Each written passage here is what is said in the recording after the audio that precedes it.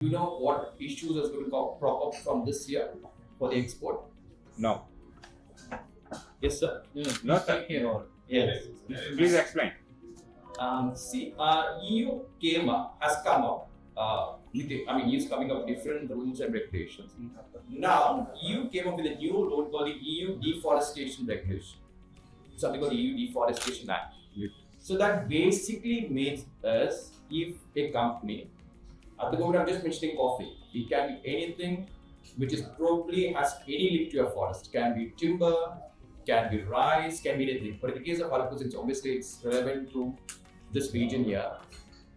If a particular product is grown in an area, a forest, or an area like a forest, it has to be convinced to the EU authorities that a deforestation has not taken place for growing coffee. Now, deforestation coffee that's been grown by Araku farmers is not being grown in a land which has not undergone deforestation. Of course, we have few tech experts here. Anybody can sort of explain how we sort of convince them that the coffee that a farmer is growing, it's through geotagging. But how do farmers know geotagging? Because without that, an EU importer will stop importing this Araku coffee from this region because he has his own penalties he has to pay. If, in addition to this consignment being confiscated to the EU authorities, he also needs to pay a fine which is 4% of his previous year's turnover.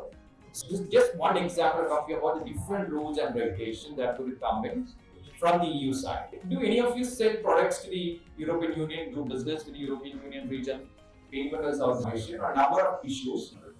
Industry, of course, our focus happens to be in the industry because that's where Apple has been happening over the past few years. Parliament.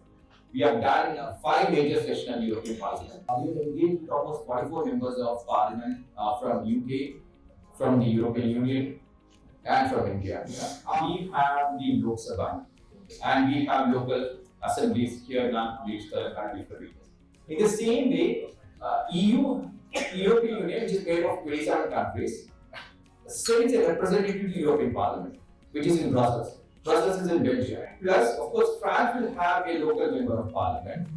But then certain constituencies from France will also send a member of Parliament to the European Union. Brief overview of the trade between EU and India. Has almost 100 billion euros is what trade is between EU and India, and the majority of the trade is in goods and less of services. So we are working with one of the largest semiconductor associations in the European Union to be part of this initiative for the session of the European Parliament. The ecosystem in EU is quite advanced compared to what we have here. But we still don't have the required skill set to sort of contribute better in this part of the relationship. So through this session, so that means a lot of interest in governments to the rest of the EU do business and come back. So you did not have, there was no need to have a separate legal structure in any other European country. That is also part of, even though they are not part of the European Union, they are part of the European economy. It's a single market for EU businesses. So that's where Brexit the European Union.